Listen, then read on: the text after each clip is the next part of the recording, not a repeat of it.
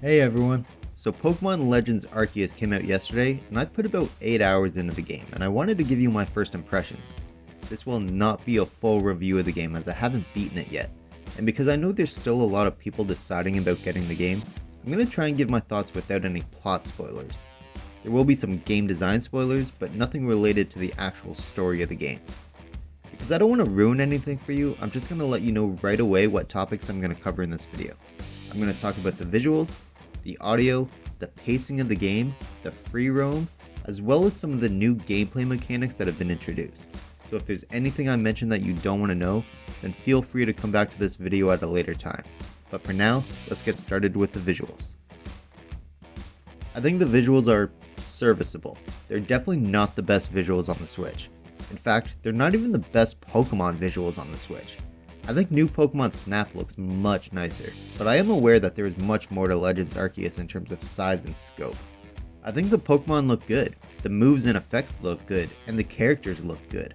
I never once stopped to question any of those areas of the visuals. However, the landscapes are not great. From the grass to the clouds, none of the environmental visuals look fantastic. They can look pretty good depending on the angle, but since you have full control over the camera, you can look at patches of grass from straight above, and from that angle, it looks pretty damn bad. The clouds look flat, the trees look like they're made out of plastic, and the tall grass is patchy at best. But that being said, it doesn't bother me. Maybe I'm still in the honeymoon phase of the game, but as of right now, the visuals are something that once I got into the actual gameplay, I completely forgot about.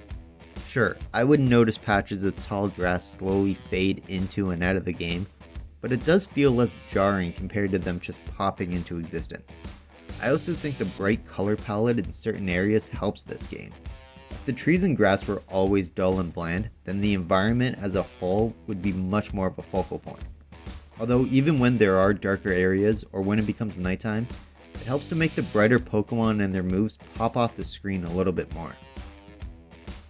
The audio has some highs and lows so far. There's no voice acting, at least not that I've encountered, which makes me think it won't be in the game at all, which is fine, but I personally was hoping that if they're gonna make this drastic jump in terms of gameplay, then they would do the same in other aspects of the game. I wasn't expecting voice acting, but I was definitely hoping for it. Otherwise, the sounds are fine. There are Pokemon noises like in all the other games. They screech and make sound effects, but that's about it. Pretty standard when compared to other Pokemon games. The music is good. For the most part, all the battle music and things of that nature sound like they would fit in any previous game. Otherwise, the music changes depending on the situation you're in. If you're moving ahead in conversation that has to do with the plot, or if you're approaching a dangerous Pokemon at night, then the music usually changes accordingly. It works pretty well and changes pretty seamlessly. This game so far has two entirely different speeds. This game has an extremely slow start. The amount of dialogue that appears at the beginning was much more than I was expecting, and every time I would get control of my character, the game would just have me walk for 10 seconds, then start another batch of dialogue. The game is just lucky that most of the dialogue was either necessary for teaching the new mechanics or important to the story, which is rather interesting considering it's a Pokemon game. There was some fluff dialogue that helped drag it on, but the majority of the dialogue was important in some capacity. That being said though, it was roughly 1.5 to 2 hours before I had complete control of my character. Honestly, if it was another franchise, especially one known for 3D open area games, then I might have given up on it. But because I really wanted to know what the free roaming would feel like, I was determined to stick with it. And I think that's something that the developers probably knew. There's such intrigue with the game that it's not a surprise that people are going to be more willing to stick through a long opening in order to experience Pokemon in a brand new way. But when the game opens up, it really opens up. When I first realized the game would let me go in whatever direction I choose, then I really noticed just how much freedom the player can have. You can choose to wander for hours, catching new Pokemon, leveling them up, and foraging the landscape for items, and you don't have any rush to continue on with the story. I had every opportunity to go talk to the next person, but instead, I spent about 2 hours just running around, catching and battling everything I came across. I know that sounds like the familiar Pokemon grind. Battle wild Pokemon to level them up for the next gym, and how tedious that could be. But this absolutely felt refreshing. Not to get into too many specifics, but the game does have main story quests and side quests, and from what I can tell, you can lose track of time just focusing on side quests if you really want. I had to force myself to move along with the main story in order to see more aspects of the game to get a better first impression for you all, but I think it was entirely possible for me to spend countless hours just running around the open area.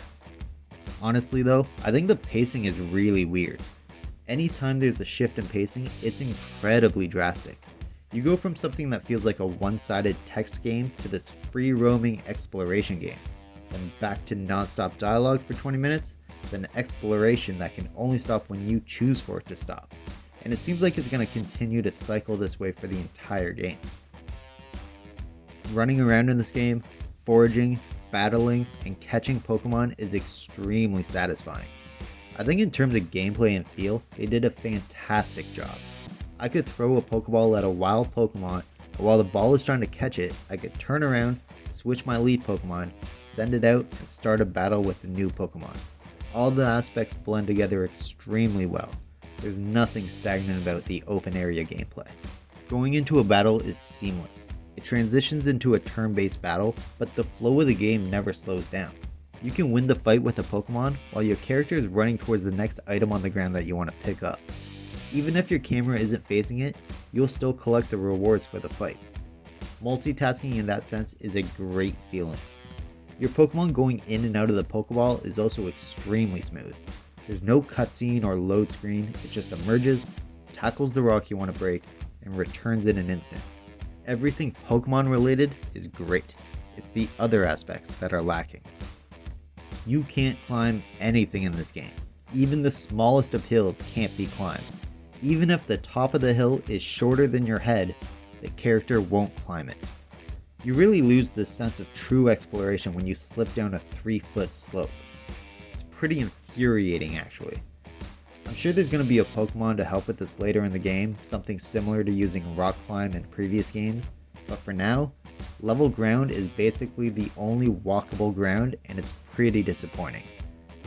There are aspects like sprinting, which works well enough, but you'll probably be busy doing so many other things, you probably won't be sprinting your way through a big open area. There is a dodge, which is handy. It does feel a little clunky, and it's not super smooth, but it's serviceable.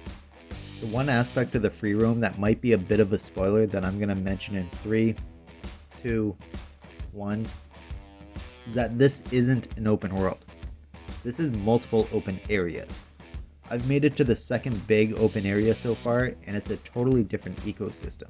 Think of different sections of the Safari Zone from different games, or different levels from a Pokemon Snap game.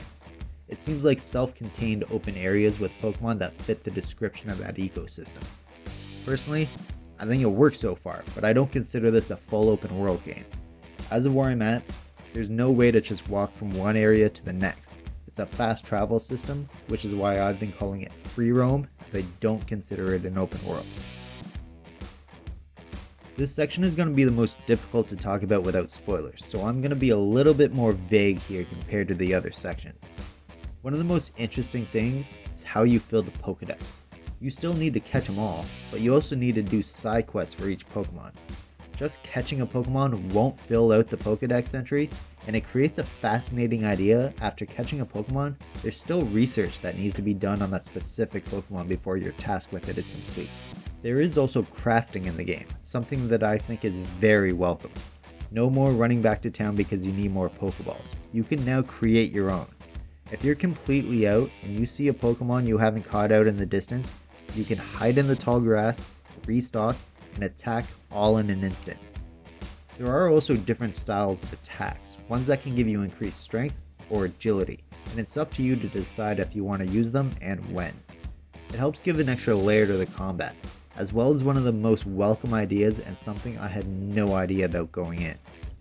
While your Pokemon can only know 4 moves at a time, like always, it doesn't forget older moves when it learns a 5th. The moves are remembered forever and are interchangeable whenever you want. If you choose to take Vine Whip off the move list, you can add it back 5 levels later if you realize you need it again. In terms of massive gameplay changes, this new way of changing moves feels like just as significant of a step forward as the shift to free roaming in open areas. There are other changes to the gameplay. Other features have been added in and others have been taken out, but I don't want to spoil everything for you. So I think I'll just leave this section at that. As for the game itself as a whole after 8 hours, it was a slow start, but it was absolutely worth the wait.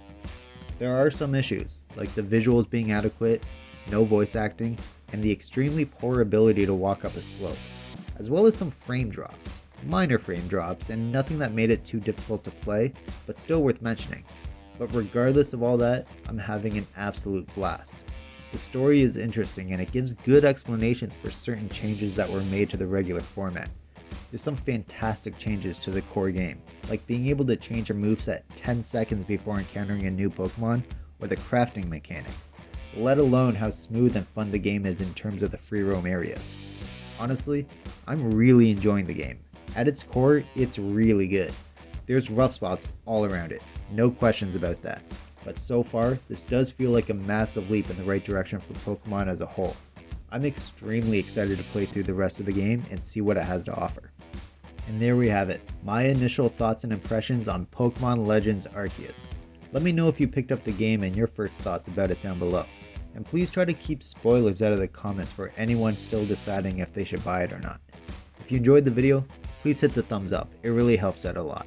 And be sure to share the video with anyone who might enjoy it. If you're new here, be sure to subscribe for more video game related content. Thanks for making it to the end of the video. Thanks for watching. Now that the new Pokemon game is out, if you want to start getting ready for the new Kirby game and you're curious if you should play Kirby's Epic Yarn, then be sure to check out my video on screen.